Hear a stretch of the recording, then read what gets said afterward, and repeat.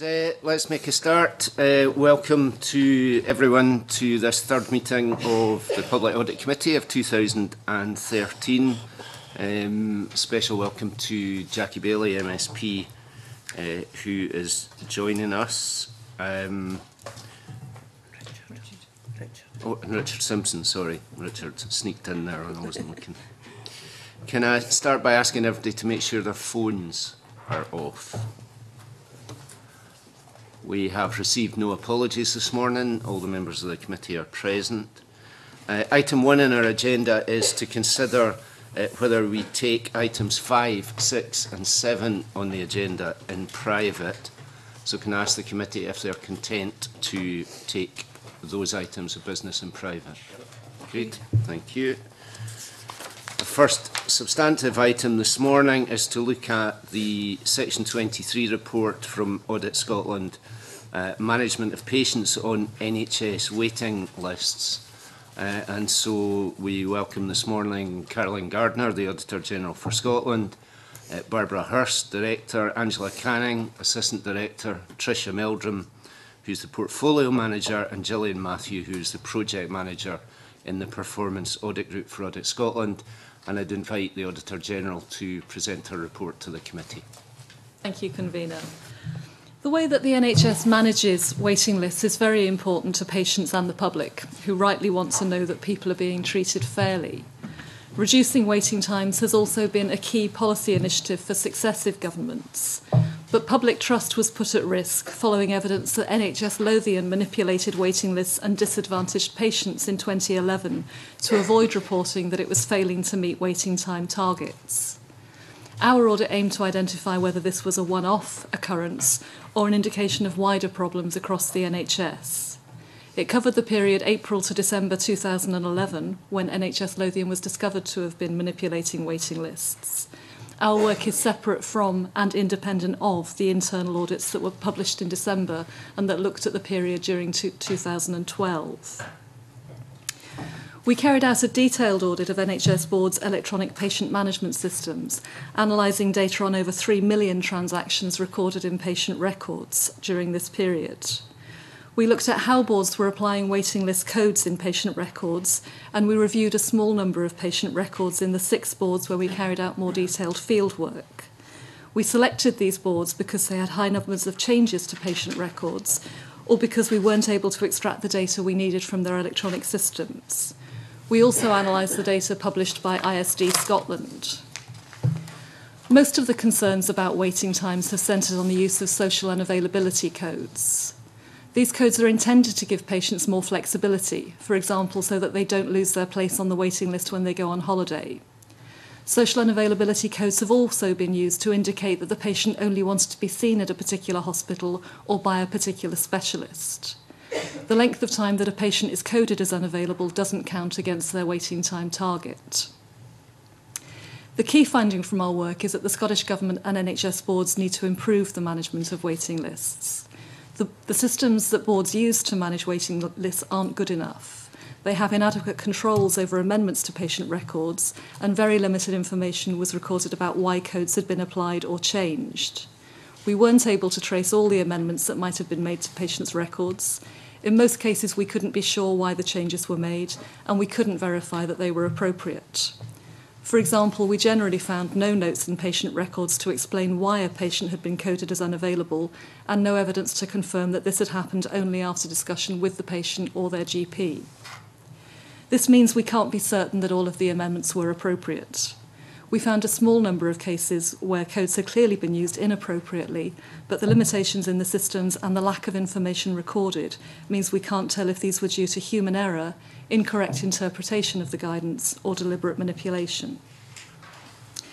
The rates of social unavailability increased markedly between 2008 and late 2011. 11% of people on inpatient waiting lists were coded as socially unavailable in June 2008, compared to just over 30% at the end of June 2011. This was at a time when the NHS was working hard to achieve shorter waiting time targets. Use of the social unavailability code started to reduce in most NHS boards late in 2011, around the time concerns were raised about what had been happening in NHS Lothian. The percentage of patients waiting more than 12 weeks also started to rise around that time. This is a trend across most boards, not just Lothian. The reasons for the increase and the subsequent reduction aren't clear because of the limitations in the systems and the lack of evidence in patient records that I've already mentioned. The scale of the increase and the increase in patients waiting longer since use of the code dropped suggests capacity pressures existed within boards. During 2011, the Scottish Government and NHS boards were focused on meeting waiting time targets and developing capacity in areas where patients were waiting longer.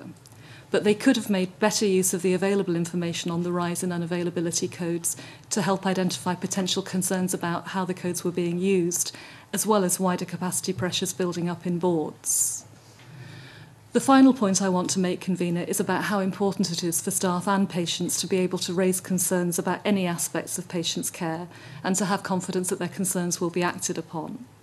What happened in Lothian only became clear because staff were willing to speak up. Patients also need good information to help them understand the complexities of the system, and we've published a leaflet on our website that aims to help. Looking forward, I've made a number of recommendations to improve the management, monitoring and scrutiny of waiting lists and to improve recording about why NHS boards are using waiting list codes. These are very complex systems, managing hundreds of thousands of patients a year, and it's important that the NHS makes improvements so that the public and patients can be reassured that they're being treated fairly. Updated guidance issued last year should improve recording, monitoring and reporting of waiting times, but it doesn't address all of the risks. Convener, my colleagues and I will be happy to answer the committee's questions. Okay, thank you very much. And clearly there are a lot of quite complex areas around IT and the way in which patient journeys were monitored and recorded. But it seems to me that the core question that the report tries to address is whether the waiting time statistics which have been published in recent years could be considered reliable and accurate. So my first question is, were those figures reliable and accurate? We know from events over the last 18 months that the waiting times figures published for NHS Lothian were not reliable and accurate.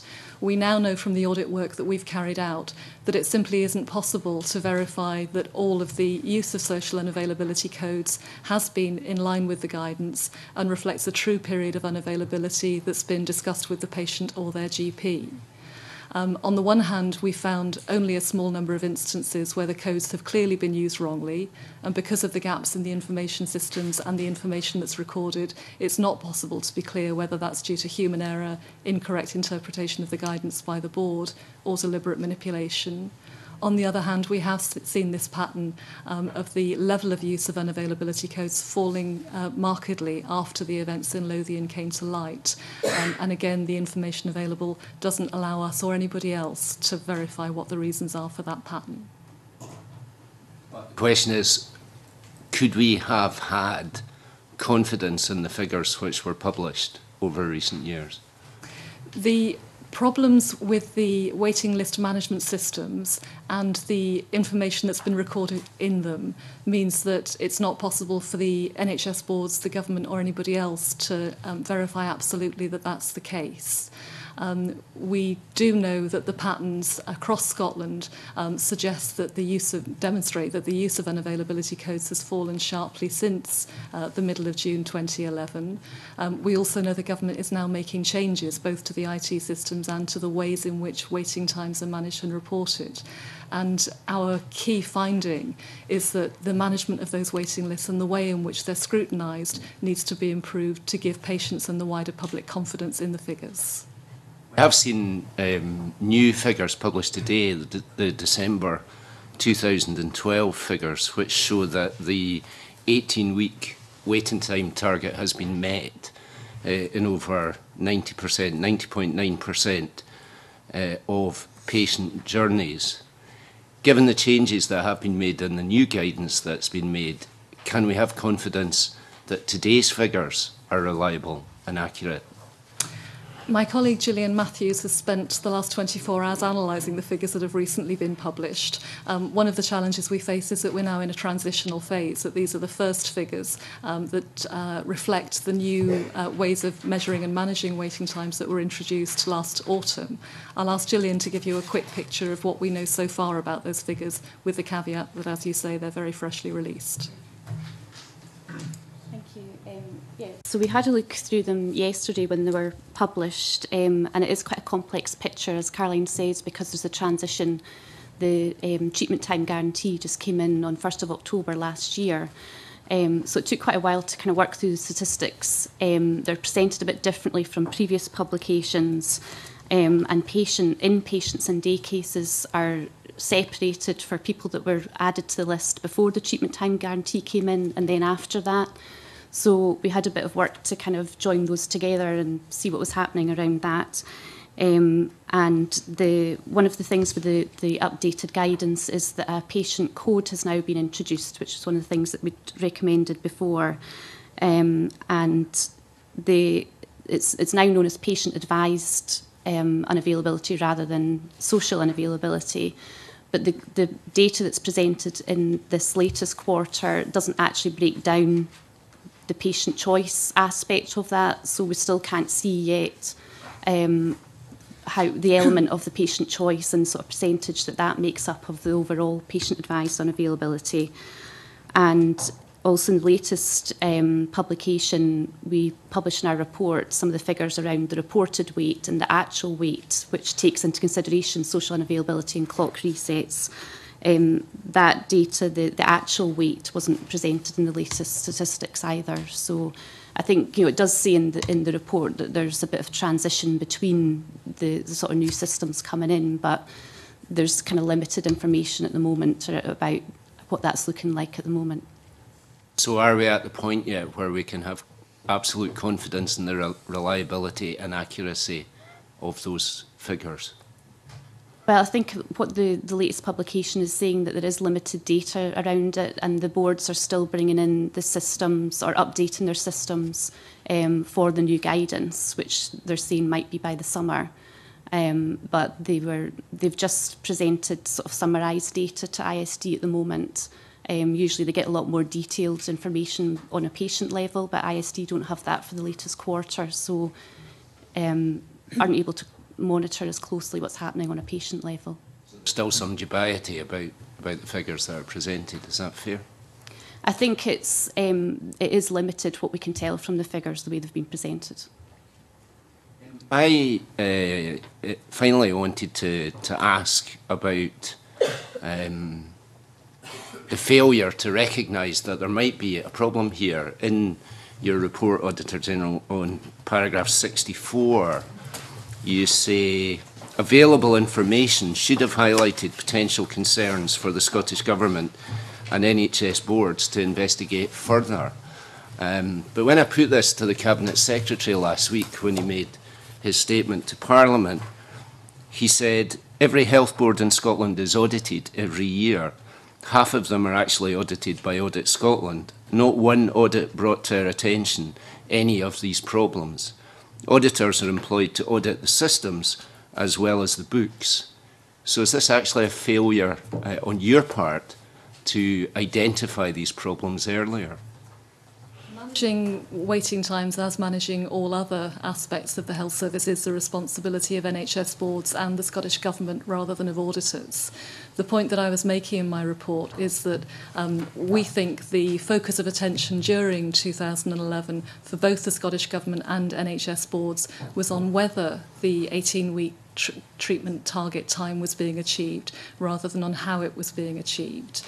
And if NHS boards and the government had been looking at the other information that was available, such as the increasing use of social unavailability codes, that should have raised some warning signs that would have merited further investigation. The wider use of the information around any target is very important, and that seems not to have been happening in this case. It is your view that there was information available to which either the NHS boards and the Scottish Government turned a blind eye, or they failed to notice, and that wasn't information which would naturally have emerged as a result of the the regular audits of the boards? No, the management of clinical services, as you would expect, I think, isn't the main focus of the annual audit work that's carried out. It is true, and we devote a lot of space in part 3 of our report, that information was available both on the increasing use of social unavailability codes during that period and for some boards on very high retrospective adjustments to the number of patients who'd been recorded as socially unavailable. That information should have rung warning bells both for the health boards and for the Scottish Government. It wasn't acted upon, and it could have helped to avoid some of the concerns that have been raised since then. Thanks very much. Ms. Scanlon. Well, that very nicely takes me to my first question, which is really about the warning bells and the fact that they didn't ring. As you said, the social unavailability codes rose from 8% in 2008 to over 30% in 2011. 23% of patients had an actual wait of 9 weeks compared to a reported 3%. And when I looked through the report and said, well, whose responsibility is this? I found more than I had expected. The internal auditors in the health boards didn't seem to pick this up. Audit Scotland didn't pick up these dramatic changes in figures. ISD, on paragraph 68 and 69, has a quality assurance role in monitoring the quality of waiting lists and also responsible for performance management information. ISD didn't seem to pick it up. The health boards didn't seem to pick it up. The Scottish Government didn't seem to notice. And on page 8, the non-executive directors of health boards should ensure that they have a full range of information available to scrutinise how their board is applying waiting list codes and planning and managing capacity to meet waiting time targets. So there are 6 organisations across Scotland that cost the taxpayer huge amounts of money.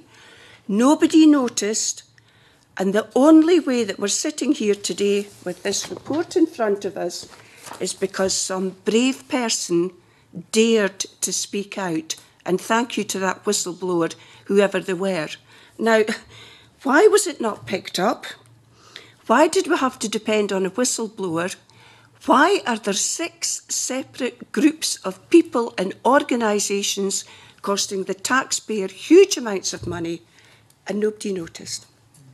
We reported on this back in 2010, 3 years ago, when the New Ways guidance was first introduced, and recommended at that point that there should be greater clarity about the use of social unavailability code, and particularly its use in relation to patient choice, and that NHS boards had an important role to play in scrutinising and managing waiting times within their area.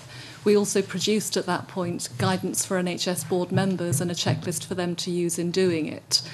So we feel that had our recommendations been implemented at that time, the system would have been tighter and clearer, both for patients to understand and for the NHS and the Scottish Government to manage. You're absolutely right that the events in NHS Lothian were brought to light by the actions of a whistleblower. And it's one of the reasons why we recommend in this report that in addition to the telephone line, which the Cabinet Secretary has announced, the government and boards need to also focus on making sure they have effective whistleblowing procedures and promote a culture in which people, whether staff or patients or members of the public, can raise concerns and be confident that they're acted on and dealt with appropriately. That's clearly not just an issue that's relating to waiting times, but to a whole range of issues right across the NHS. So basically, what you're saying is the warnings you gave 3 years ago were ignored. The recommendations we made were very much focused on making sure that the purpose of the social unavailability code was clearer and that NHS boards were carrying out their role effectively in scrutinising waiting times more generally. And The fact is that NHS boards did not carry out their role effectively, and the social unavailability codes have not been made clearer. So we have a system in Scotland where internal auditors, ISD, health boards, Scottish Government, non-executive, they can all just ignore what you say. That seems to me to be the system we have. You made recommendations in good faith, and it's actually led to an even more complex set of figures that even Auditor General for Scotland with respect, can't understand. I think this committee itself is an important part of the system, Mrs Scanlon. We make a report. We don't have powers to direct anybody to do things. We do have powers to bring to the Parliament's and the public attention what's happening, and you have the power to hold people to account for that. That's the way the system's intended to work. My next question is really on the management culture and staff being scared to report bad news, which was the case in NHS Lothian. So when the waiting time target was reduced from 18 to 12 weeks, basically health boards were expected to do the same, carry out the same amount of procedures in 65% of the time with no additional resources. So did that ring any alarm bells? Was this an impossible task for health boards? Why didn't they ask for more resources? Why didn't they say it couldn't be done? Was it the pressure of the waiting time targets that forced them to muddle and manipulate the figures? We highlight the fact that the boards with the highest use of social unavailability codes in some specialties do appear to have had capacity pressures in those specialties. We also report that the Scottish Government was working with some health boards to develop that capacity to tackle the problems. Perhaps I can ask Barbara to pick up a bit more detail on that particular issue. Yes, thank you. It's interesting, waiting time targets in themselves can be a good thing. Obviously, they really help the focus on the issues that matter to patients. But they are also a really good barometer of when there might be capacity pressures. Because if you're failing to meet the target, then there's something going on in the system. So in a sense, a failure to meet a target isn't necessarily something to get beaten up about. It's actually an alert about what's happening in the system. We do feel that actually the use of social unavailability codes for patient choice when they're choosing to be treated locally did sort of act as not being totally transparent about some of the capacity issues. We do know that the government was actually looking at some of these same boards in terms of capacity, but the boards themselves, we felt, could have done more in terms of actually monitoring what was happening on the target, what was happening with the social unavailability codes, and what was the impact on patients. I think that's really the point I'm getting at. You know, rather than muddling or fiddling the figures, why didn't they just say, look, we just can't do this within this time? And it was really paragraph 60 and really throughout the report resulted in accusations of a more widespread bullying culture in the NHS. And that is also referred to in your case study for NHS Lothian. So staff were under pressure. Boards didn't have the capacity to treat patients within the targets. The management culture did not want to report bad news. So where did this bullying culture, this fear, and perhaps, you know, the reason that they felt they had to manipulate the figures rather than report bad news, where did that come from? Staff were under pressure, management were under pressure. Were the government setting impossible targets? As Barbara said, the target in itself isn't a bad thing. Where it becomes damaging is if there's a focus on the target itself without looking at the wider picture and how it's being achieved. We know, because of the investigation that was carried out in NHS Lothian, that there was found to be a bullying culture. Now, bullying is a very difficult issue for auditors to get to grips with, as you will understand. And what we have done in the report is to reflect both what we know about Lothian and the accusations that have been made more widely by whistleblowers and in the press about what's happening here. What we've focused on is what we have evidence for, which is the need for the Scottish Government and for boards to use all of the information available to examine the way in which targets are being achieved, or indeed if they're not being achieved, and to explore that in a way which is absolutely about looking to develop capacity, to remove bottlenecks, to identify where there are problems. That's what seems not to have happened well enough over the period that we've looked at. Yes, but you have used, if I can just correct you, it's not only in Lothian, you do say accusations of a more widespread bullying culture in the NHS. So it's not only Lothian. But the point that you've made yourself is, as the targets came in, and we're all in favour of patients being treated, but we're all in favour of staff being given the resources to do that. But as the targets were implemented, so there was an increase at the same time. There was a direct correlation, a direct increase in the use of social unavailability codes. That's what I'm trying to get at. So that's exactly what our report So did the codes come in order to manipulate the figures because they were frightened to say we don't have the capacity to treat these patients within the waiting times?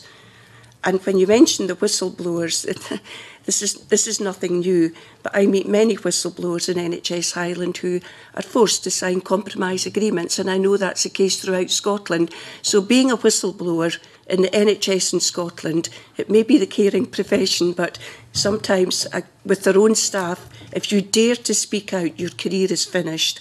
So I say that because I have very, very widespread experience over 14 years of whistleblowing. So let's not assume that it's an easy thing to do. And even if you still have your job, your career is gone.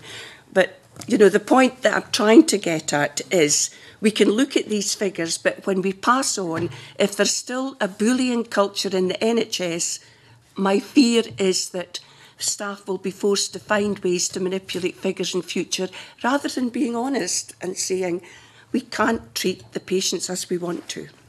I understand absolutely the point you're making, and we as auditors have to focus on the evidence available to us.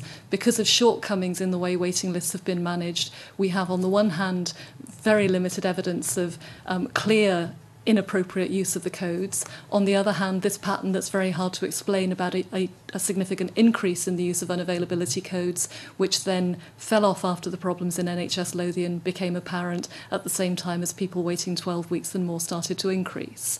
Now, we have to focus on the evidence that we have, and we haven't found evidence of bullying. What we report in here is the accusations and allegations that have been in wide circulation since the problems in Lothian came to light. And it's one of the reasons why I'm so clear that an important recommendation in my report is about promoting a culture in which whistleblowers are able to come forward with confidence that they'll be taken seriously, that their concerns will be investigated and acted upon. Convener, if I may, is it not the case, we've been very critical of NHS Lothian, is it not the case that NHS Lothian was the only health board in Scotland that actually had accurate figures where you found manipulation and falsifying of the figures because they were accurate? The rest of the boards, their figures were such a muddle that you couldn't find them fiddling the figures because they were such a muddle. So in actual fact, we should be grateful to NHS Lothian because they were the only health board in Scotland with efficient figures that proved what we set out to prove. Is it a concern to you that 13 other health boards, their figures were such a muddle that you couldn't find a fiddle?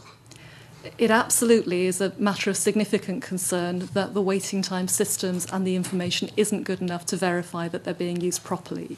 It's not true, however, to say that NHS Lothian's figures are the only ones that were accurate. In fact, what was clear was that they had been manipulating the number of patients recorded as socially unavailable in order to appear to meet the waiting times targets when in fact patients were waiting longer than they should have been waiting. We have a graph in the report, I think it's Exhibit 5, which demonstrates for both inpatients and outpatients, sorry, it's Exhibit 6 on page 20, demonstrates for both inpatients and outpatients the pattern in the use of social unavailability codes and the number of patients waiting more than 12 weeks. And on both graphs it shows it with and without NHS Lothian, and the trends are similar. So there is a pattern across Scotland that demonstrates that the use of unavailability codes increased up to June 2011 and then started to fall, that the number of patients waiting 12 weeks or more started to rise at that stage, and the systems for managing waiting lists, not just the IT systems, but the approach more generally for managing and scrutinising that performance, don't allow the Scottish Government, NHS boards or anybody else to demonstrate what the reasons are for it. Mr. Beattie. Convener. Or General, I feel a bit of deja vu here in a way, because quite a number of reports that we've looked at have made reference to the difficulties of extracting information from legacy systems. And here again, we're debating about statistics. In your opening statement, you made reference to 3 million patient records. Presumably you didn't look at 3 million patient records. What was the sampling out of that? We looked at 3 million transactions. I'll ask Gillian to talk you through the methodology so that you've got a sense for how we went about it. I mean, as you've alluded to, waiting list systems are very complex and they hold massive amounts of data. So we commissioned the work out of extracting the data to specialists that had experience in dealing with this type of data.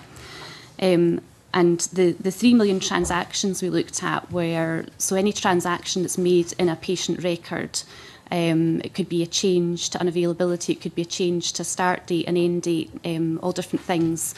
And each change counts as one transaction. So those 3 million transactions, there will be a few transactions relate to one patient record, but overall that was the sort of volume that the data extraction was based on. So we had that data extracted from all the boards across Scotland, and we were able to look at patterns. So we asked specific questions around, had unavailability been changed?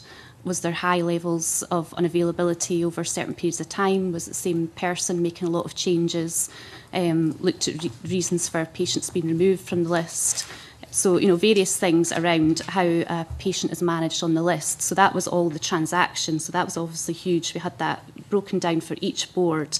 And in each board, we then looked through all the transactions. So we had it summarised to look at the patterns. So the way it was examined was looking for any of these sort of peaks or high numbers of changes. That then led us to focus on a number of boards where we saw more of these high levels of changes or sort of patterns that we wanted to examine more closely. And then so that was in Fife, Forth Valley, Highland and Lanarkshire. Fife, Forth Valley,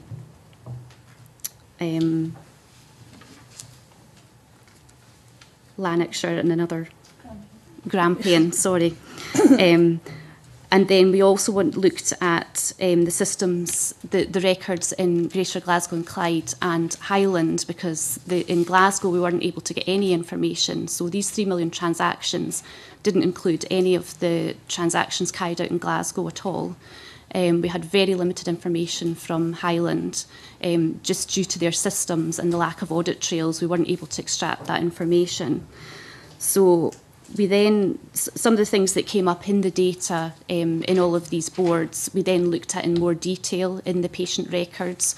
So if there was high levels of unavailability or high numbers of changes, we looked at a small sample within the masses of transactions that we got the information on, just to get, because as you say, we couldn't obviously look at all those patient records, but just to get a sense of what was happening and look for evidence of why the change had been made. Can I just clarify on that point? With these patient records, you did a trend analysis first, yes. And then within that you did some individual sampling. Yes. What sort of percentage do you think that would be?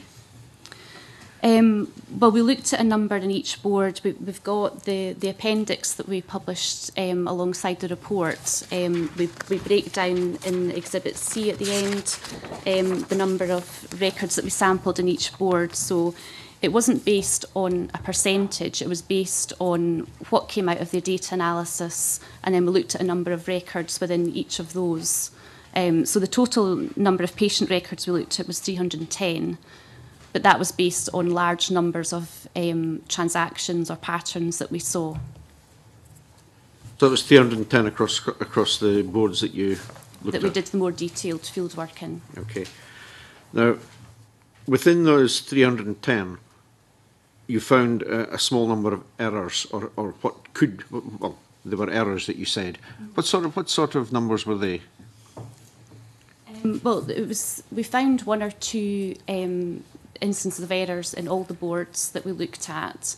But sometimes, it wasn't possible to tell if it had been appropriate, if there'd been an error, because there was a lack of evidence, there was no notes. But equally, you couldn't tell if it was inappropriate. Yes, and then there was the example in Grampian that we have in the report on paragraph 43, which was about the medical unavailability being applied in error, and it was high numbers and it had the same end date. And then we saw that there was social unavailability applied straight after that, but it should have been social unavailability in the first place. Out of the 310 records you mentioned, you actually looked at, you obviously looked at them for a reason, because they looked suspicious in some way. How many of these did you actually come up with errors? It was around 20 that we could tell there was an actual error. But a lot of them, as I say, there was no. I mean, the common thing that was coming up or that we were looking at was related to social unavailability, and of most boards, except for Forth Valley, they had good notes in the records, particularly in patients, about why unavailability had been applied and about discussions with the patients, etc. But the other boards was either no notes at all about why unavailability had been applied, or very limited information, and we couldn't make a conclusion about if it had been appropriate. So across the board, there was 20 errors found out of the 3 million patient transactions. That was from the very, as I say, it was a small sample that we looked at based on all the data analysis we did and all the transactions. Okay. Sorry. Convener. Barbara. Yes, I'd like to come in here. In all my years of audit, this has been the most data-rich, data-intensive exercise we've done. I remember sitting in the office poring over these patterns that looked very unusual. So of those 3 million transactions, there were a lot of very unusual patterns. We did a very detailed, as you say, trend analysis. We did a very detailed look at where we should focus our attention, which is why we picked the boards that Gillian has outlined. In addition to that, in addition to looking at patient records in those boards to try and understand those unusual patterns, we were also doing work around social unavailability and what was going on with the records for those. So if you look on page 23, paragraph 42, we've got a lot of examples of very unusual things that we couldn't explain. So, for example, we've got Grampian, 300 patients with 4 or more periods of unavailability during the wait. That's quite unusual, I would have said, but we couldn't explain why. So I think this takes us back to what the Auditor General was saying earlier, that actually there were quite a lot of things that actually, as you follow the trail, you come to a dead end because there's not the information to absolutely clarify why that had happened. So I think I don't want the committee to go away with the illusion that we actually only did a very little sample. We did an incredibly detailed piece of work here in terms of looking at the data and looking at different sources of data as well. So we've used national data, we've used these 3 million transactions, and we've used local data. So it's the mix of that evidence that we're trying to portray in the report. I hope that clarifies for you. I realise that with the volume of transactions, you can only do trend analysis. You're clearly not going to check 3 million transactions. I suppose the problem is you've really got no benchmarking to mark this against. It's a sort of judgment as to what an anomaly is, and what when you look at the trend analysis, what looks like a spike, is that a problem? Does logically it seem to be an issue? Was there any ability to do any benchmarking against other areas of the UK, for example? As far as I'm aware, nowhere else in the UK has done this very detailed analysis. What we say in the report, as some of those spikes, we did feel that the boards were giving reasonable explanations, that actually it might have been batch transactions. But we're also saying There are other areas where actually there was no explanation or no evidence. So I think it's that complexity really that we're trying to get across in the report. But paragraph 42, if I just take you back to that, there are a number of areas there which are more than the small sample that you're alluding to, that we looked at the records. Thanks, Mr. Doris.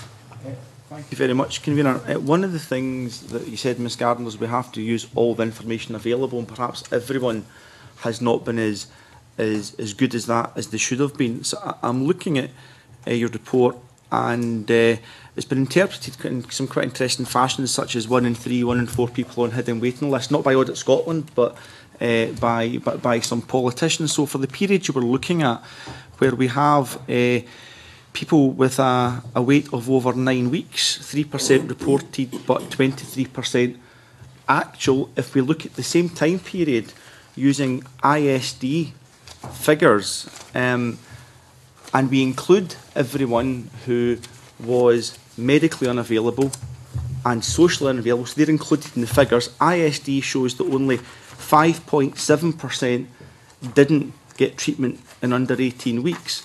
So in other words, ISD have reported that 94.3% of all patients were seen in under 18 weeks. Would you accept that?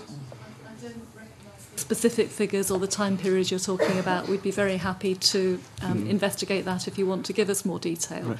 I'm very happy to say it's clear that both waiting time targets and waiting time performance have shortened markedly over recent years. There's no question about that. The concern is the extent to which the information that's available to the NHS, to patients and the public, is, first of all, reliable enough, given the concerns there are about the way they're being managed, and secondly, transparent enough. Completely agree. So just for clarity then, in the time period you're looking at, and you did an excellent job in relation to this, did you cross-reference your figures with ISD reported figures?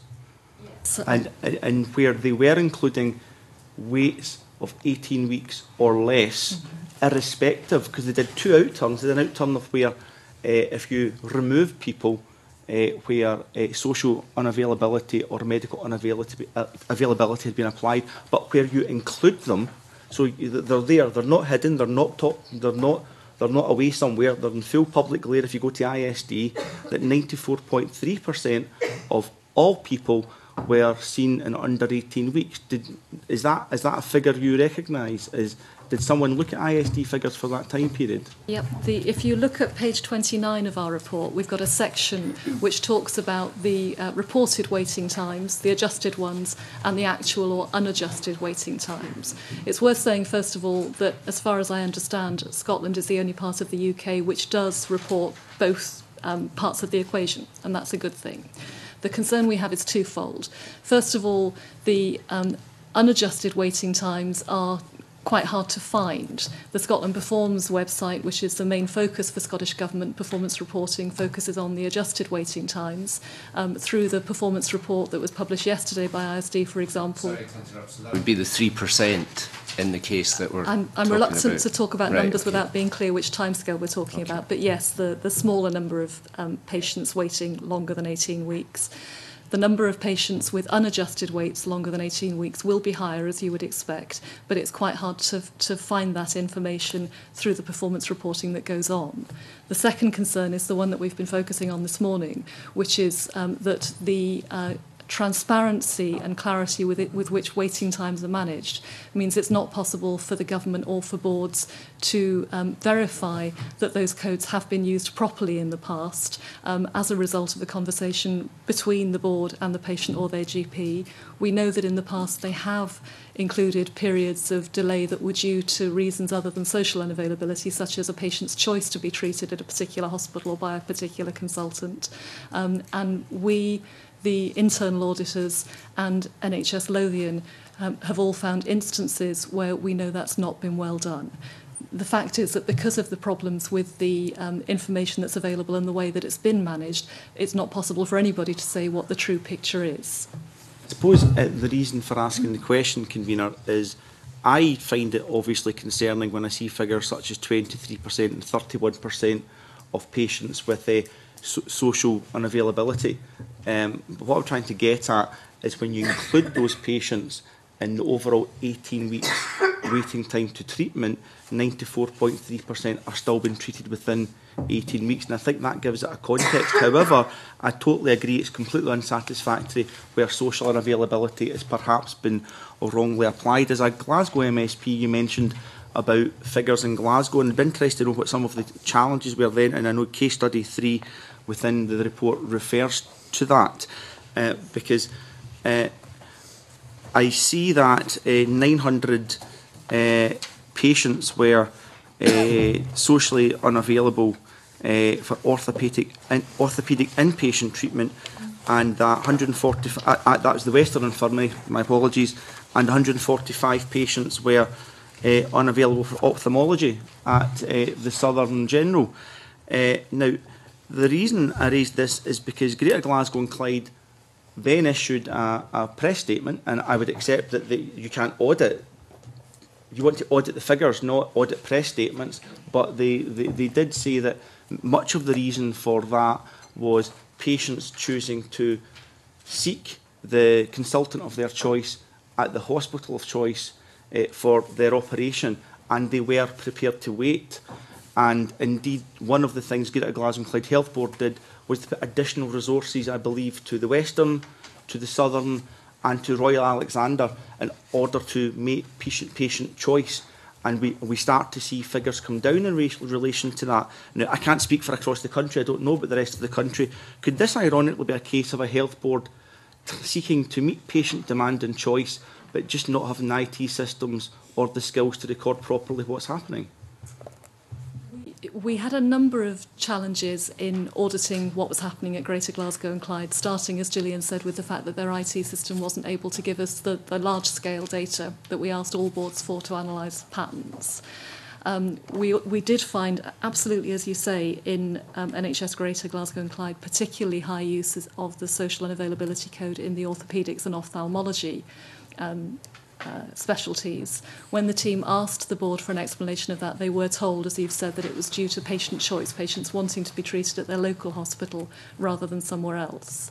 The question that raises for us is whether there was sufficient capacity locally to meet the demand that there was for services from that hospital. And it's not possible to verify that's the reason, because at that point there wasn't a separate code for patient choice that would enable that to be drawn out from the use of the social unavailability to identify people who weren't available for other reasons, such as holiday or work commitments. So what we've identified is what looked to us like very high uses of social unavailability codes in Glasgow for those two specialties. We've reported the explanation provided to us by the board and drawn the conclusion that that may demonstrate a capacity pressure within that board for those two specialties. Tricia, would you like to add to that? Just to add, the other point is when we looked at a sample of those records, again, there was very little evidence recorded to say the reason why the patient had been coded as unavailable, or to, again, confirm that there had been a discussion with the patient or their GP before that code had been applied. So again, we didn't have the evidence in the records to confirm what had happened there. Moving from 11 IT systems in Greater Glasgow and Clyde to currently 3, hopefully to 1 in the very near future, was that a significant issue in terms of the ability to record and audit? We were told by the board that that was the reason why they couldn't give us the data that we asked for. I don't know if we can say anything more about the effect of the IT systems in Glasgow than that, Tricia. There certainly were some challenges in terms of the information they were able to record in the systems. They had, one of the systems could only record a very small number of characters, but there still was some capacity there to record information. It just wasn't always being done. Finally, you mentioned that waiting times targets can be a positive thing, and where they throw up additional demand issues, health boards should move to resource that demand. In the case of Glasgow, where the figures have come down because of that demand, is that how you would expect health boards to act when those figures become available? Is that an appropriate use of their resources? I think it's an appropriate response to any target. I think targets can be very helpful, as Barbara said, in focusing public services' attention on something that matters to the people who use them. They can become dangerous when they're used in a very narrow way that drives behaviour without thought to the wider consequences of it. And as the Deputy Convener was saying earlier, the response should always be not to try and hit the target, but to try and make sure you have a system in place that can deliver what it is you're looking to achieve. Thank you very much, Convener. I'm not going to ask any more. There's a million things I would love to ask, but I know my colleagues need to get in and ask questions as well. Maybe come back later. Mr Scott. Thank you, Convener. Did health boards prioritise targets over patient care? I don't think there's any way for us to answer that, Mr Scott. So how do we find out whether that's true or not? I think the information we have here demonstrates that there was a focus on the target in ways that were too narrow during the period that we've reviewed. I think we've demonstrated there was other information available that could have highlighted those warning signs. I think it might be entirely appropriate for the committee to explore that with the health boards concerned and with the government about the way they've used that information. Might be better asking whistleblowers, might we? We might be better asking these brave people in the NHS who are prepared to stand up and say what was really going on. I think for much of this, it's very difficult to see any alternative to members of staff at all levels of the health service and government being prepared to talk openly about the challenges that people are facing in achieving targets. Okay, and I think you said earlier on, and do correct me if I'm wrong, that the focus on the target itself, without looking at the wider picture, is dangerous. Is that what was going on? It appears to have been the case during 2011 that there was a very strong focus, 11. which is the period that we've looked at. Sure. That there was a very strong focus on whether patients were waiting 18 weeks or less. There clearly was information available at health board level and at the national level that would have identified emerging pressures, both in terms of the increasing use of the social unavailability code and the number of retrospective changes in some boards to that. That information was available but wasn't being used either by NHS boards to manage their own local performance or by the Scottish Government to take a picture. I mean, when you say it was available, was it available to the Chief Executive of Health Boards, to the Board of Health Boards? To whom was that information available? It appears to have varied significantly. We do know, and we report in part 3 of my report, that the roles and responsibilities between the Scottish Government and ISD, for example, weren't clear. ISD had very clear information about the number of retrospective changes to social unavailability codes that were being made in each board. It wasn't clear to them how they should raise those concerns with the Scottish Government. ISD, how to raise Apparently those? not, and that the responsibilities for monitoring the information and for acting upon it seem not to have been clear enough all the way through. Clear, Health Board Chief Executives did know, as far as you were able to ascertain, that there were problems, and then what did they do with that information? We know that the information was available. We don't know who was looking at it and acting upon it, either within the Scottish Government or within health boards, and it appears that it has varied. Health Board Chief Executives what they did with this information? That's something that was a focus of the internal audit reports last year, and they found very significant variation in practice. Equally, I'll refer back to the report we published 3 years ago in 2010, which published a checklist for NHS board members for what they should be focusing on. And it's very clear that this information highlighted pressures that were worth further investigation. And you said earlier on that your recommendations in terms of that 2010 report were not acted upon by health boards or by the government. I think that was the clear evidence you gave earlier on. And we should ask those respective bodies why that was the case. They weren't implemented in full, and we think they would have helped us to avoid these problems. Yeah, that could have avoided these problems. They were not implemented in full. But to go back, so health board chief executives and presumably government officials knew the problems that were being created because the information was there to a greater or less extent, and I take your point about the variance across the country, but that wider context was not acted upon in any kind of coordinated fashion from either at health board level or at government level either. What we can say is that the information was available. I don't know who was using it and how they were interpreting it, but the information was available. We know that there were discussions between the Scottish Government and a number of health boards about particular pressures in particular specialties. But the wider picture of not just the target itself, but the trend in the use of social unavailability codes, the extent to which they were being adjusted retrospectively, wasn't part of the dialogue that was being had about the way waiting times were being managed, and that scrutiny isn't good enough. Indeed, so the very warning you gave in your earlier evidence that the wider context is important was ignored by the system, by the NHS system in total.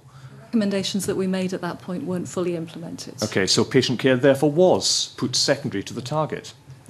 I can't speculate on the reasons for that lack of implementation. I think it's something you would have to pursue with the government. I take that. That's very fair of you to say so. Can I just check on the on your 2010 report? The Audit Scotland at that time made specific recommendations with regard to social unavailability codes and what should be done with them. Am I right in stating that? Tricia to give you the detail Yeah. of that. I wasn't here at that point. Oh, sorry, I apologise. That's very unfair. Yeah. Yes, we did at that time highlight the risk around the risks around social unavailability being used in different ways. So the physical unavailability, people being on holiday, but also that we could see that it was also being used in some boards to a far lesser extent at that time to reflect patient choice, to wait to be seen locally, but there was no way of separately identifying that. So we did make a recommendation that there should be a new code introduced so that could be separately identified, so that you could identify whether or not there were capacity issues, as we've been talking about today. We followed that up. We do, after 12 months, we look at, we produce largely an internal document, a 12-month impact report, to see what's happened on our recommendations since that time. And we contacted the Scottish Government at that time, so March 2011, to see what had happened against our recommendations. At that time, they advised us that new guidance would be issued imminently that would address some of these recommendations, including introducing a code for patient choice. But that guidance wasn't subsequently issued until August 2012. No, so that's very fair, later. and we can obviously ask of that. And just on on para 9 of your of the main report, you. Just in terms of how you conduct these reports, you state that you reviewed how the Scottish Government monitors wider issues relating to the management of waiting lists alongside its monitoring of boards. I mean, my understanding is there is a monthly board meeting involving the Chief Executive of the NHS with the Chief Executives of all the boards, and there's also a monthly board meeting involving the Health Secretary, and this has gone on for years, it's not just the current government, previous government as well, with all health board chairs. Did you interrogate those decision-making meetings in terms of what was discussed in relation to this crisis? Didn't. We focused, as we say, on the information that was being used by boards, by ISG and by government to monitor. Okay, but in terms of understanding this wider context point that you very fairly made a number of times this morning, we would need to interrogate that to understand if that wider context was considered at any stage. You might well want to follow that up with the Scottish Government and with health boards. Yeah, thank you. Okay, thank you. Mr Dornan. Thank you, Convener. First of all, I was delighted to hear you acknowledge the work in terms of waiting times, waiting lists from when the Scottish Government came in. I mean, 104,000 down to 65,000 is quite a drop in the numbers. But you talked about the continual rise in the social unavailability between 2008 and 2011. Could it be that it came in 2008, and as we've already seen from your report, that some health boards do things quicker than others and more efficiently than others? Could it be that that growth was just the fact in many cases that health boards were getting to grips with the new system? We're obviously conscious that the new system, the new ways guidance was introduced in the new use of codes was introduced in 2008. And when we were agreeing the factual accuracy of our report with the government, they raised that as a possible explanation for the pattern that we'd seen. We've done some further work to analyse it, and it's clear that the old availability status codes, which translated across into the new social unavailability codes, the levels were pretty similar at the time of the transition.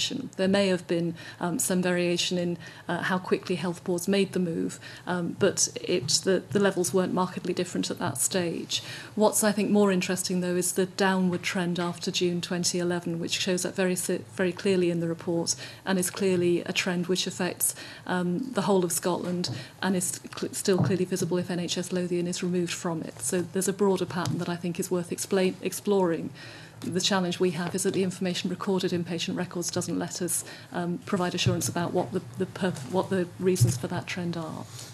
Do you want to add to that, Tricia? Barbara? Yes, I wouldn't mind coming in if that's okay. If you look at Exhibit 7 on page 25, clearly we were very interested in the different patterns in social unavailability. And as Tricia said earlier, when we did our previous report, the social unavailability, which is the sort of reddish line, was pretty similar to what it had been come across from the previous system. But what's interesting in those two graphs is actually there's quite a lot of variation between boards. So there's not a systems issue as such, if I'm understanding you correctly, because if you take a board like Ayrshire and Arran, their use of social unavailability looks pretty flat. It dips a bit. But if you look at some of the other boards, it's quite dramatically different over that time period. So I think it's not just the systems issue here, because clearly some boards were continuing on their trajectory, which was mainlining, if you like. Further to the response, the transfer of the codes, would that include the 35,000 that were taken off the waiting list? I don't know if Tricia, can we answer that question? I don't know. Sorry. Well, I mean, there were people who were on waiting lists, and then when they missed their appointment, they were removed from the waiting list. Would that have included that number of people, or could that be part of the problem here, that these people weren't on it and then started to be fed into it? In 2008, I'm talking about. Sorry, when the system started. Yes. I think at that stage there was an exercise to quality assure waiting lists as people move to the new system. There are also other reasons patients can be removed from waiting lists, for example, if they miss appointments or if it becomes medically unsuitable for them to be there. That's all part of the mix, but it's still part of the mix across the whole period that we've looked at. So it's not something that we feel helps to explain less the trend between 2008 and 2011, although that is interesting, but we're more interested in the reduction in the use of social unavailability codes after June 2011, when the problems in Lothian came to light. Just one other thing. You've talked about recommendations that you made to the Scottish Government, and is it not the case that in the vast majority of times the recommendations, both from the internal audit and from yourselves, have been taken up with the Scottish Government? Absolutely. I think the two particular things that we identified back in 2010 that we think could have made a difference were, first of all, the use of a separate code for patients who are unavailable due to their own choice, because they prefer to wait longer. They understand they're waiting longer to be seen by a particular specialist or at a particular hospital. And secondly, the need for patients who have special needs for support to be identified and treated appropriately through their waiting time period as well. Both of those two recommendations weren't fully implemented, as Tricia has explained, and we think they both would have helped to make the figures more transparent and also to give us a clearer picture of why the use of codes was as high as it was in some boards and some specialties. But do you accept that the new patient availability code and the whistleblower phone line should help to alleviate some of the problems? Which takes me on to sorry, I did say one other thing, but it takes me on to the real last thing. There seems to be, and this is not by yourselves, but there seems to be a culture of guilty until proven innocent in terms of the bullying and the likes of, for example, the Tayside example, where it was shown that nothing was going wrong, has still been used to make it look as if the health boards are behaving inappropriately. Do you not think that maybe people should step back a wee bit, work on the facts, and then make their judgments after that, as opposed to supposition, as many people are already doing? I think you asked two questions there. The first was about whether the new guidance would address all of the problems. We certainly think when it's fully implemented, it will help. We think there is still a risk around outpatients where there isn't a requirement to confirm in writing periods of unavailability, and there are still some questions about the definition of a reasonable offer that I think need to be clarified, but they will certainly help if they're fully implemented. On the question of whether the health service is being held guilty until proven innocent, that's absolutely the reason why we've taken such great care in our report to focus on the evidence and what it is that we're able to conclude from that evidence. On the one hand, we do have only a small number of instances where it's clear that the social unavailability codes have been used wrongly, and it's not clear why that is. On the other hand, we have got a pattern of the use of that code which is hard to explain, and evidence of capacity pressures in some areas. We can't go further than that because of the limitations of the systems. Nobody else could either. And I think it's a matter for this committee to explore further with those in health boards and government. Convener, the reason we're here is because there was reported and confirmed manipulation of waiting list figures at NHS Lothian. We're here to try and find out if that was widespread across the rest of the country.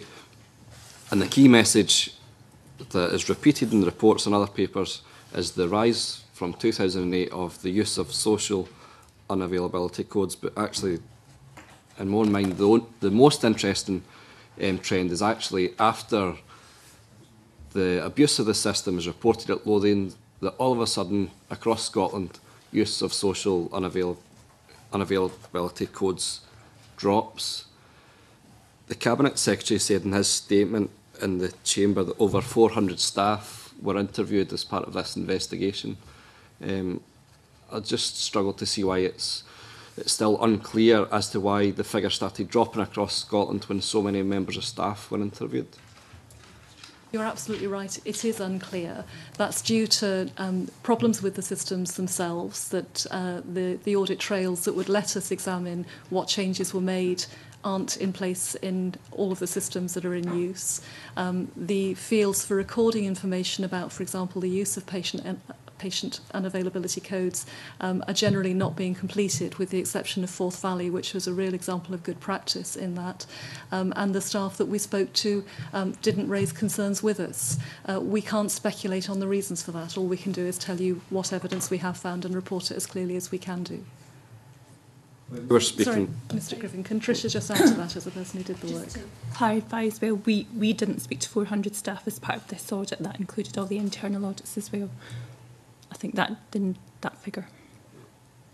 If you weren't able to, if you didn't speak to the 400 members of staff, did you feel that you were given access to the appropriate members of staff who would be changing or making the changes to patients' records, actually going through the changes of making a patient socially unavailable? Do you feel that you were able to speak to those members of staff at the front line who could possibly have given an indication as to why the use of these codes dropped all of a sudden after this was found to be happening in Lothians? I don't think we had any concerns about the patients that we, the staff that we had access to. But again, Tricia and Gillian are the people who carried out the work, and I'll let them answer if I may. Yeah, it's fair to say the boards were all very helpful to us, and there weren't any difficulties with us having access to any staff that we wanted to speak to. Mr. Coffey. Thanks very much, Convener. I wonder, could I just return to this theme that James Donnan mentioned there, this theme about guilty until proved innocence, because there seems to be a kind of sense of that running through this whole debate. Now, Auditor General, your stated aim in conducting your own audit, and I'll read it to you, was to identify whether NHS Lothians' manipulation of waiting lists was isolated or whether it was an indication of widespread problems in the NHS. Can I ask you to be absolutely clear? Did you find any evidence of manipulation elsewhere during your audit? As we said in the report, and as I've said today, we haven't found evidence of manipulation at all. The wording of the aim of this work is very clear, that it's about looking for an indication of widespread problems across the NHS. I think the evidence suggests there were some widespread problems with the use of the unavailability code. The challenge that we have, and the reason why we've reported in the way we have, is that the information systems and the information that's recorded don't enable us to clarify either where we've seen codes used wrongly, what caused that, or what explains the wider pattern across NHS boards in the use of unavailability codes. As the Auditor General, I have to focus on the evidence. I can't speculate about the likelihood for the patterns that we see in either direction. I fully understand that, and I fully expected you would answer in that way, but what you have said is that you found no evidence of manipulation of these waiting lists. Now, what that then brings us on to, Convener, is a theme that we have covered many a time at this audit committee, and that is a robustness of data in the various public services that we deal with from time to time. And it's an issue that your predecessor focused on at great length with many reports to us, Convener, over many years. I'm interested in the point that Tavish Scott raised earlier, and the recommendations I think that you had made in June 2010 that I think we would want to follow up on, and that again has been a recurring theme here.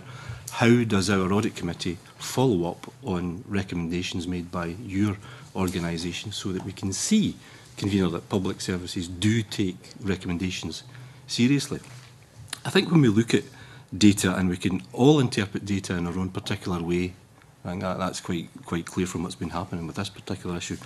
One of the statistics that does stand out quite starkly is that 88% of people seem to be satisfied, or very satisfied, with the performance of the NHS with respect to waiting lists.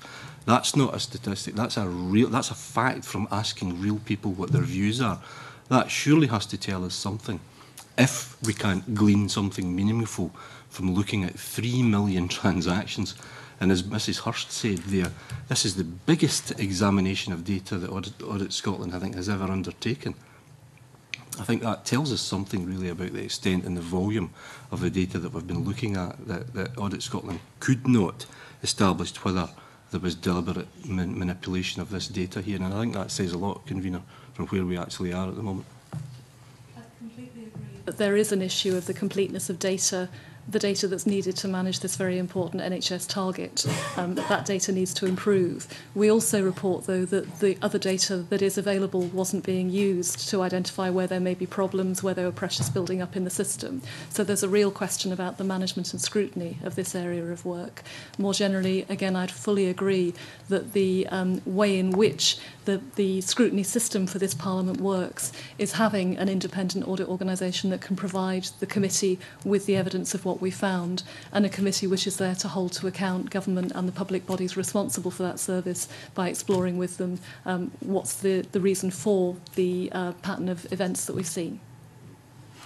Point, Convener, just again reminding ourselves that we're the Audit Committee, we're not the Health Committee. And the lessons I'm taking from this is again about data and the accuracy and the consistency of approach in gathering data to help us to deliver the kind of service that they want to do. And I think we really must listen to advice from the Auditor General about getting systems and processes consistently applied across Scotland. And I think when we do that, hopefully we're doing that with the new ways tracking system that's in place. We really have to embrace that and the recommendations that the Auditor General has made about data gathering and collection that her and her predecessors have made over a number of years. Can I add to that, if Mr Coffey doesn't mind? Clearly there was an issue around data and data collection. My question would be, was this simply a problem of IT, or did Audit Scotland identify other problems around the way the data was recorded and collected? Because I think we often conflate IT systems and data collection, and I think they're not always exactly the same thing. I think that's right, Convener. It's clear that the IT systems need to improve, and the move across Scotland to the use of the track care system should improve things. It's also important that those systems are used properly. So, for example, most systems that are currently in use do have a facility to record the reason for applying a social unavailability code to a patient and demonstrating that that is the result of a conversation with the patient or their GP. In most places that wasn't used, with the exception of Forth Valley. And the third step is to make sure that the information that comes out of those systems is being used to focus on not just the target itself, but the wider picture of how it's being achieved, to identify problems and deal with them. Thanks. Yes.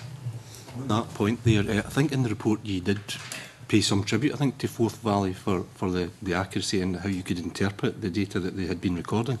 Were they adding in more than perhaps they could have been or should have been with the system that was in place? Because it seemed as though you were quite happy with looking at their data and the conclusions that you were coming to about their data. So what were they doing that was particularly better than anyone else?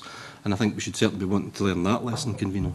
The really key thing about Forth Valley Health Board was that they were using the facility in the patient management system that's available in, I think, every system that's in use, to record the reason for the use of the social unavailability code and to let us verify that it was being used properly, that it was in line with the guidance, and that it reflected a conversation with the patient or their GP, so that it genuinely was a result of the patient's unavailability and not of a decision taken by the health board.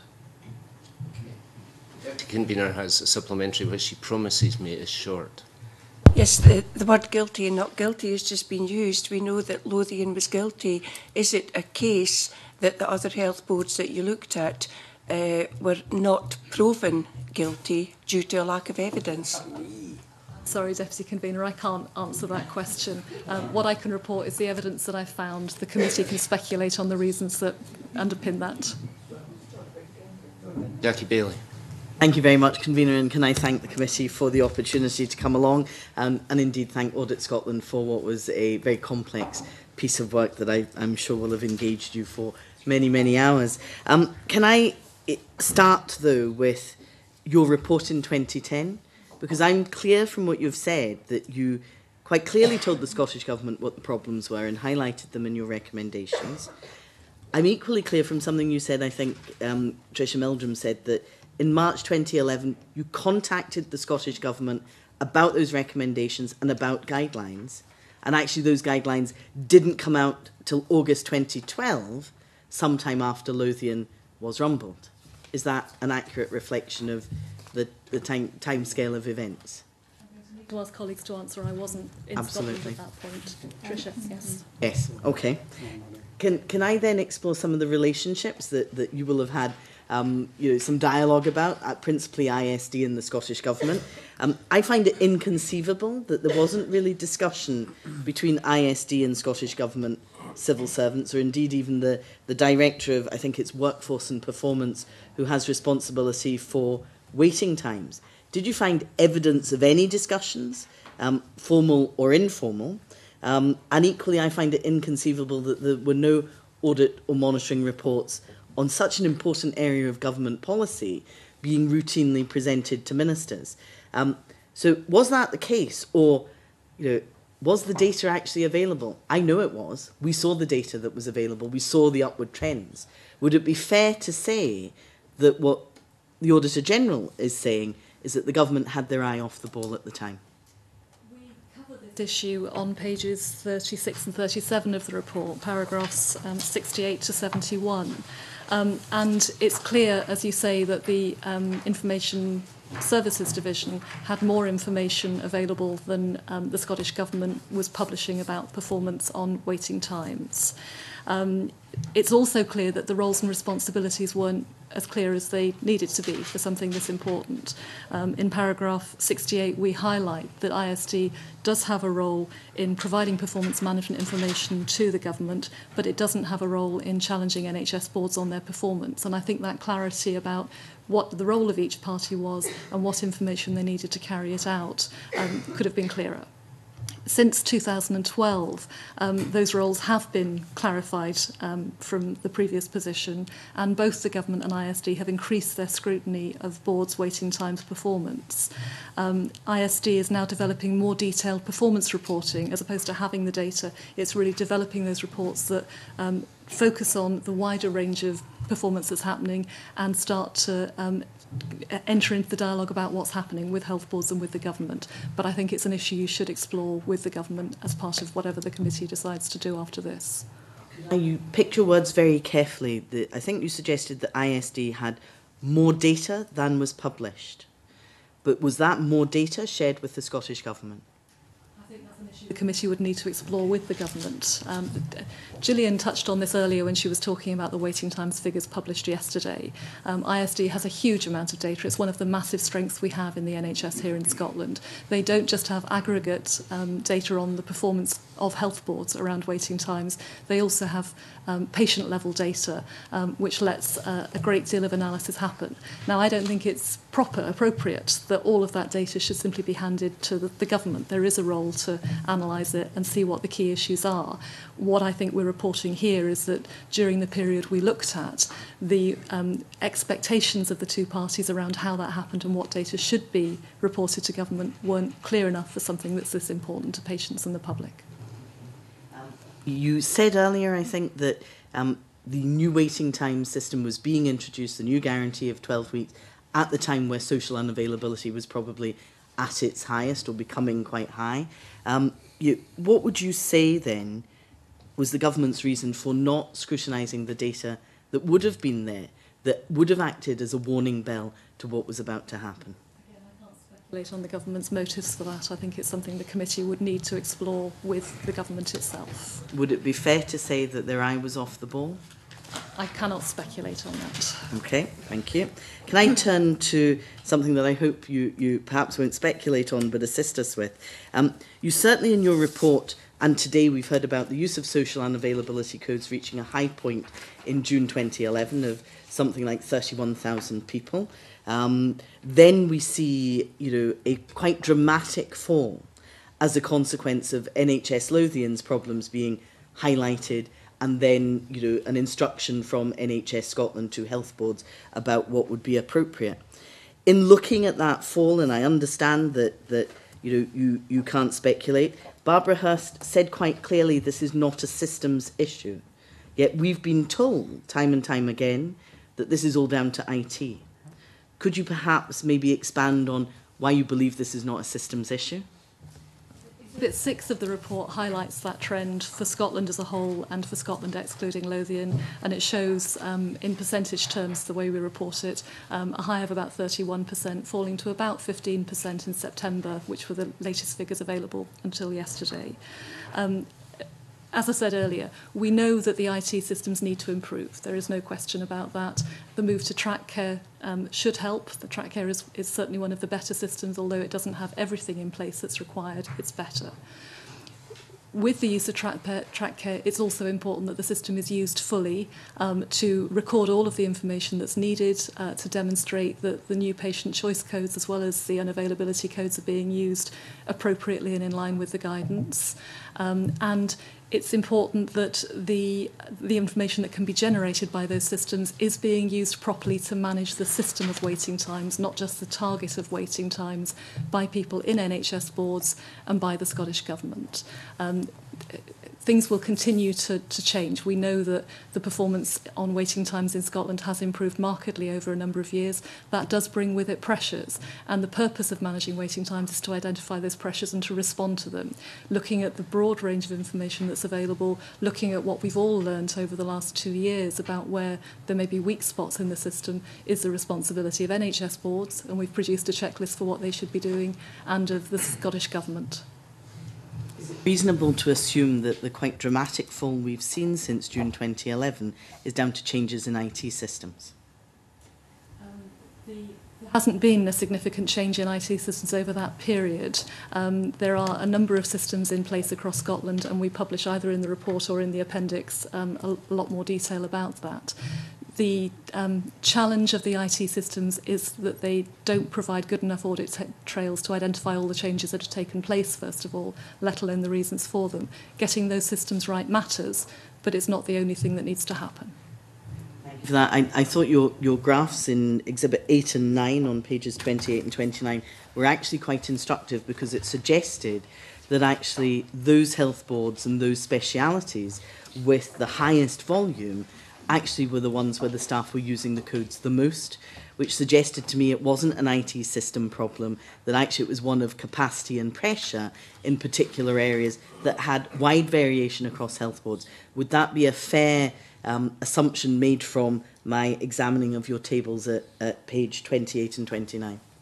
I think it's a stretch to make that assumption right across those two tables, but we do, for example, on page 26, highlight the challenges that Greater Glasgow and Clyde faced around two specific specialties, orthopaedics and ophthalmology, where they had very high uses of social unavailability codes. The reasons they gave us for that were about patient choice, about patients choosing to be treated only in their local hospital, and the questions that raises for us about the capacity of those hospitals to meet the demand locally.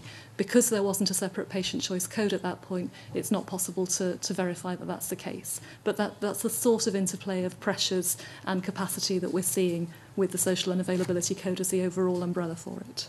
And was 70% of the 900 patients in Glasgow waiting orthopaedic inpatient treatment, would you consider that at any level reasonable or acceptable? I mean, I find it, given that you didn't interview patients, is my understanding, you've no way of verifying whether what you've been told about their choice of consultant is actually true. It's certainly a high level compared to what we've seen across the piece in Scotland and for other specialties. These two tend to be high pressure specialties. Beyond that, I need to come back to the point I started with, that the systems available and the information recorded in them don't let us verify whether the reasons that the board explained this pattern with can be demonstrated in practice. And one final one, convener, absolutely final one. I think in response to Willie Coffey's question, he paraphrased your response as simply saying that there wasn't a problem with manipulation. I also heard you say that there were widespread problems of the use of the unavailability code. Would that be a fair reflection of what you actually said to the committee? Highlighted across the piece here that the use of social unavailability codes is not possible to verify has been used in line with the guidance. The guidance itself has had some ambiguities in the past, and this is an issue that matters to patients where the management really needs to be improved. We reported on this back in 2010. It's a matter, I think, of significant importance that needs to be got right now. Thanks. Mr Keir, to apologise to you, I didn't see you in the queue earlier, and then Mr Simpson very, very briefly. Okay, thank you, Convener. I'm rather glad to hear that at least the waiting time, there is an acceptance that that has come down substantially over the years. Before I get to my question, perhaps you could clarify something for me. There's obviously been mention of the 2010 report. And I think Ms Meldrum mentioned the 2011 report that subsequently followed. And in that report, in your conclusion, it does say that the audit provided assurance that the new arrangements were generally working well and there should not be any need to conduct a follow-up study in the foreseeable future. And I'm just sort of wondering what you feel about that in reflection, because that was the follow-up to the report, and we're basically saying there were flaws involved there. So what do you see as an auditing authority, so to speak, as being the weaknesses that were there, that, other than what you've actually said before? Is there anything fundamental that was missing in this that we couldn't take a robust view on? As Tricia said in her earlier answer, what you're quoting from there is an internal report on the impact of the 2010 audit that we produce for internal purposes, but is available on our website as part of our general commitment to transparency. And we do it for every piece of work that we carry out to varying degrees of intensity. The assessment the team made in 2011, in the report you've just quoted, was based on the assurances we had from the government at that point about the implementation of recommendations. And I think specifically the information we had at that point that they were imminently going to publish the updated guidance to help deal with the ambiguities within the new ways guidance. In fact, as Tricia said, that guidance wasn't published until autumn 2012, and I think that accounts for the difference that you might draw from that report. Okay, with what was actually meant to be my question, which was in relation to IT, and obviously going back many years, there's been different forms of patient administration systems all over. I think at one time Glasgow had about 11 or so. How quickly are you satisfied that the IT heading towards, shall we say, an improved track care system is taking place within boards around the country? Are we moving at a rate that is acceptable, that provides assurance when it comes to audit and performance management that we can actually see as far more robust, shall we say? We understand from the Scottish Government that all NHS boards are likely to be using track care by the end of this calendar year. And it's certainly the case that track care is one of the better systems that's available. We have an appendix that pulls out the features of each of the systems against the good practice we'd expect, and track care covers most, although not all of that. The finer details of that, I think, are a question the committee may want to explore with the government if it decides to take this work forward. But I would say again that the IT systems are important, but they're not the only part of this. With track care, it will still be necessary to record information about the use of different codes, the confirmation of unavailability with patients and so on.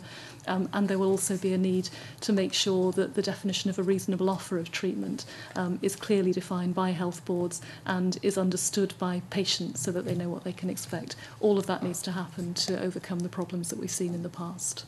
So given the information that we have up until relatively recently, do we have any concerns about the future management audit system that would come through? I know you have your recommendations here, but where do you think the real difficulties in providing a robust audit on the waiting time numbers will come from? I can't provide any clear answer to that. I think the things that need to happen are the implementation of the recommendations in my report, making sure that every board has and uses an IT system that's got the appropriate controls and audit trail, making sure they're used fully to record all the information that's necessary, and then making sure that that information is used by NHS boards and by the government to scrutinise the wider picture of performance. That's what's needed. We also do need a culture where patients and staff feel able to raise concerns knowing that they'll be properly investigated, and that the information available to patients needs to be as clear as it can be so they understand what they're entitled to. Can I just ask one more question? It's actually to do with the first thing that I brought up. And really the changes, obviously that was an internal report, the 12-monthly report. I'm assuming that the view still stands. What was in that report is correct, or was correct at the time. I'm just thinking how really there's such a massive change between what you found then and what you're seeing now. I'm still confused as to the rationale between a conclusion that comes in, albeit an internal report, to where you are now. I think the distinction is really about what that report is. That report isn't the report of an audit, as the one you have before you today is, where we have gone through a significant amount of work to look at the 3 million transactions on patients' records and to drill down to understand what's happening across that as far as it's possible with the information that's available. The report you have in front of you there is an internal document that's prepared to look at the impact of one of these reports without repeating all of the audit work that's carried out, but instead looking at things like the extent to which our recommendations have been implemented and taking assurance from the government on the action that it says it plans to take, as well as the things that are visible at that stage. This is just the fact that it's quite clear that you were suggesting in that report that there was no requirement for a follow-up. Yes, I wouldn't mind coming in actually. In terms of the impact report, I suppose if we just roll back a bit, this report on waiting lists is the 4th report we've done on waiting lists over the last 10, 11 years. Clearly it's a really important topic, and we would have come back and followed up the 2010 report at some point. The reason we decided not to at that point was because the accountable officer for the health service wrote out to all boards in 2010 instructing them to improve their recording of people with particular special needs. We thought that was a really good response to our report and should have generated improvements. As it turns out, it actually didn't. The assurance we took from the government at the time in 2011 about the guidance, the revisions to the guidance being imminent, was also a reason why we thought actually now wouldn't be the right time to revisit it. This is something that is on our radar along with all the other targets. So we would have come back to look at it, but we made the assessment at that time in good faith on the basis of what we'd been told. Mr Simpson, very briefly. I raised the issue originally with the then Cabinet Secretary of the rise in the numbers of social unavailability, actually back in early 2010 before your report. I was given an explanation at the time which I found unlikely. But my concern at that time was with those groups who might have some problems operating what is a complex system. So the elderly, confused, learning disability, sensory disability, English as a second language, refugees, etc., travellers, prisoners, all these groups. So I've got really two quick questions. One is, have you looked at that at all in terms of what's been happening in the application of social unavailability, and also the very first section in your report in Exhibit 1, where 500,000 patients a year in the period you were looking at, which was a 9-month period but scaled up, 500,000 patients were receiving offers of less than 3 days, and almost 500,000 patients were removed from the list. Now, are you convinced, I mean, what we need is a human system at the end of the day. Are you now happy and comfortable that the systems, either as they're being applied or as they're going to be applied, will ensure that individuals are not being treated inappropriately because they have some disability? Barbara to pick that one up initially, if I may. Okay, thank you. This is as you say, this is something that actually we were made a recommendation on back in 2010. It was something that we thought, actually, while we're doing this piece of work, we'll look to see what's happening in that area. And disappointingly, we found that actually it's still not clear that people's special needs are being flagged well enough for those people to be supported through what is an incredibly complex system. I mean, I find Exhibit 3 daunting myself in terms of trying to just track my way through it. Because of the lack of information, though, we didn't know which patients actually had the special needs, but so we certainly couldn't correlate or link that with that social unavailability. So we don't know what was happening in that mix, if I'm understanding your question properly. But it is an area that we've recommended again, that this is really taken seriously. The new guidance does flag that. The one area where it actually may be difficult is around the reasonable offer, because depending on what your definition of reasonable is, depending on what your needs are, I think that's quite a complicated area. So that's something that I think we would want to continue to just monitor in our own ways. But as you say, this at the end of the day is about patients, and it's about patients getting the treatment they need. And so we felt that actually not enough had happened on the recommendation from 2010. And is it clear from the work that you've done that the 393,161 transactions of offers of an appointment within 3 days, which do not constitute a reasonable offer because the definition is 21 days, that this was not used in any way to indicate that someone had refused an offer? Because the correspondence I'm getting indicates that apart from social unavailability, which the committee have quite rightly concentrated on today, this system has got other significant problems in relation to both the referral system, when it's paper, and it still is in some cases, not being opened, and therefore not being recorded as the date on which the letter from the GP was written or the referral agent was written, so the commencement period is wrong, through to the offers being made are unreasonable, but are being classified as reasonable. And not just in terms of the timing, but also in terms of the fact that when someone has indicated clearly that they do not wish to be referred to something outside the area, either a private establishment outside the health board or to the Golden Jubilee as the waiting times, or indeed to England, or indeed to abroad. But you're testing my definition of brief. Sorry? You're testing my definition of brief. So I'm good sorry, question, but you're testing. my apologies. But are we clear that the reasonable offer system is working as part of this system? Are you clear from what you've done so far, or does that need further work? I'm sorry, Campina. I think we've report in here that there are problems with the definition of a reasonable offer. For example,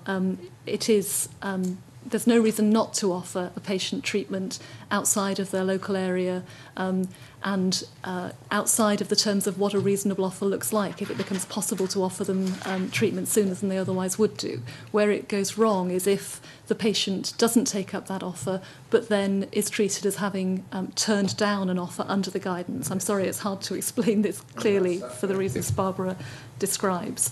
And the limitations in the systems themselves and the limitations in the information that's recorded in patient records mean it's not possible for us to verify that that isn't happening. We found some examples where it is, and for example, the internal audit report on Tayside identified, for example, that patients were being told it was unlikely they'd be treated within 18 weeks, and if they recognised that, they were being coded as unavailable.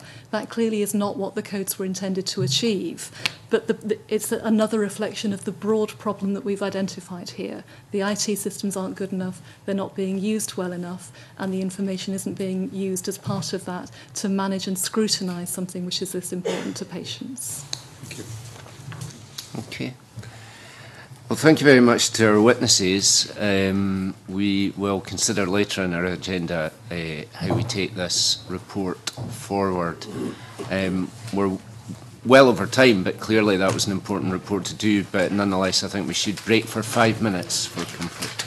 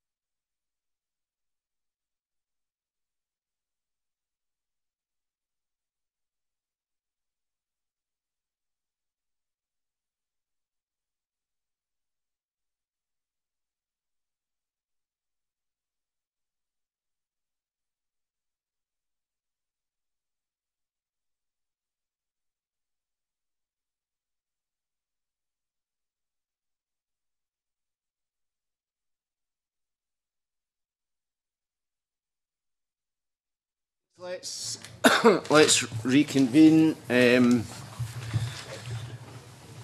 now on item 3 in our agenda, which is the Section 23 report, Commissioning Social Care. Is that yours? That's mine. Commissioning Social Care. And what we have before us is a response from the Scottish Government to the response that we put in on the consultation integration of adult health and social care in Scotland. So this item is for us to consider and to decide what we want to do with it. For example, we might just note it, we might refer it to the Health and Sport Committee, who are the lead committee on this matter, or if we wish, we can write back and ask further questions, ask for further clarification. So I'll simply open this for comments from the committee.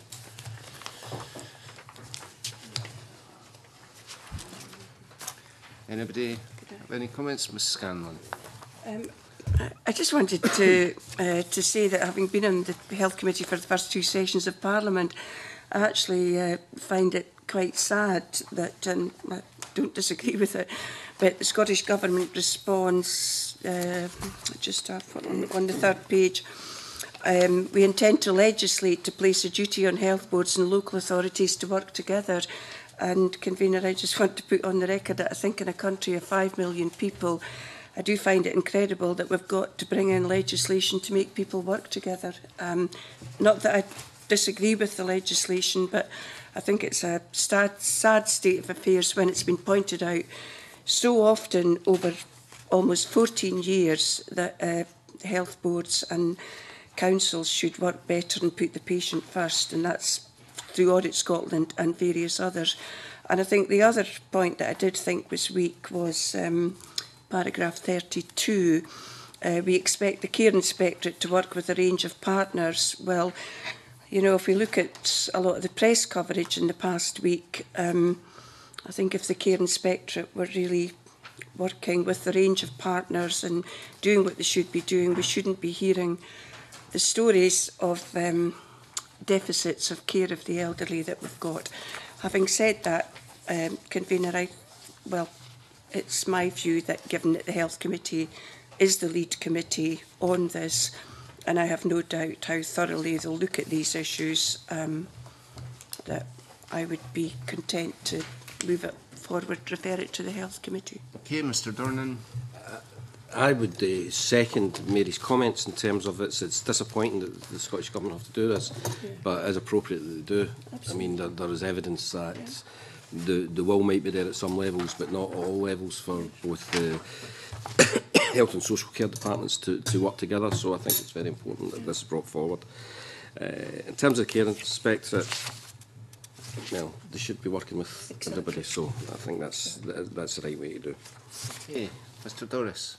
Thanks very much, Convener. I should also maybe put on the record I'm Deputy Chair of the Health and Sport Committee, so I suspect what we'll do is passing this to the other committee on which I sit, but I think I would like to we could save a start. Would that be an efficiency saving? I'm not sure if it's reinvested. I suppose it would be, but I think it's worthwhile just given that Ms Scanlon did mention the Care Inspectorate and quality of care for older people, and that has been looked at before at the Health and Sport Committee, and we have by and large found that the quality of care in Scotland is of an exceptionally high standard compared to international, and it's about picking up on situations where it falls below that standard, and I've no doubt that we will look in great detail at Health and Sport Committee in terms of the integration of health and social care, and just point out that sometimes governments do have to legislate because there was nothing to stop local authorities either introducing, say, for instance, self-directed support. It was within their gift, and there was cultural resistance and took legislation from this Parliament. And just with that piece of legislation, the Health and Sport Committee adequately scrutinised that, and I'm sure we'll do the same if we decide to pass it to the Health and Sport Committee on this instance. Mr Coffey. You know, just to follow up on that point there raised by Mary Scanlon, I mean, the legislation is to deliver national agreed outcomes. It's not just to deliver, just to work together. I mean, the focus is on the national outcomes and the quite clearly the emphasis is on that, and it's not really about legislating to work together. Now, if you read the whole sentence, it says it quite clearly there, we're in legislating to deliver nationally agreed outcomes. Other than that, I don't see anything that causes me any concern in terms of the Scottish Government responses. Convener would be happy to refer it on, as Mary suggests. Broad consensus is that we should submit this to colleagues in the Health and Sport Committee in the full confidence that Mr Doris and his colleagues will be doing a significant job of scrutiny on this new legislation. Is that agreed? Agreed. Thank you very much. Item 4 on our agenda is the Land and Buildings Transaction Tax Scotland Bill. Here we have correspondence from the Scottish Government and from Audit Scotland on this bill, and particularly the audit recommendations. So once again, our purpose is to comment if members want to comment, and then decide how we take this forward. We may wish to just note the responses, or we could highlight any specific issues raised, in this case perhaps for the Finance Committee, who will be the lead committee in this legislation as it moves forward. So I'll open this for comments. Anyone? Yes, Ms. Sorry. We took significant evidence over this, and I think it was Mr Paul Gray who came along, as well as Register Scotland, if I remember correctly. And we were given a lot of assurances, which was fair and reasonable at the time. But, you know, as the government says, the risk management, the planning is at an early stage. And I appreciate the Finance Committee are looking at this, but I felt there were such significant concerns over the ability of Register Scotland to collect this new land and buildings transactions tax that I would just like an assurance that everything that we were told, I think the planning was to start about end of November, beginning of December. I would like an assurance that everything that we're told is actually being done. Now, whether we just tell the Finance Committee or whether we come back to this in 6 months or a year, I'm not quite sure. It's just that I personally had significant concerns over the ability of this organisation, given their experience with IT and the cost of their IT projects, which was highlighted by the Auditor General. So, I'm sorry I'm not making a firm proposal, but I just don't really want to ignore the verbal assurances without something more. I take that perhaps as a proposal that we might want to flag up those concerns the committee have had to the Finance Committee, who will be taking evidence from the Cabinet Secretary and others around the setup. So we could do that. Mr Coffey. I'm just trying to see where that is. I mean, I'm reading the Auditor General's response here about Registers of Scotland. I mean, it's true that all their functions will be subject to scrutiny by Audit Scotland, and therefore will be able to keep a close eye on everything they do. So I'm content with that response, I think. Okay. Mr Dornan. I was going to make exactly the point that you did, Convener, that I think the best thing to do would be to flag up to the lead committee the concerns that were raised in the report, and then ask them to keep an eye out for them. I agree with that, but I think that maybe this committee should agree to revisit this maybe in a year's time to see how it's been bedding in. I'm actually informed that, well, firstly, and I should have remembered this, and so should colleagues, because they. So I think that this correspondence was actually circulated to the Finance Committee, and they are taking evidence not only from the Cabinet Secretary but from Registers of Scotland today. So it might be something, hopefully, that they've been exploring while we've been meeting today. But I think Mr Beattie's suggestion then rather covers that if we come back to it in a year. I would support that. Yes. Yes. Shall we agree that then? Yes. Okay, thank you very much.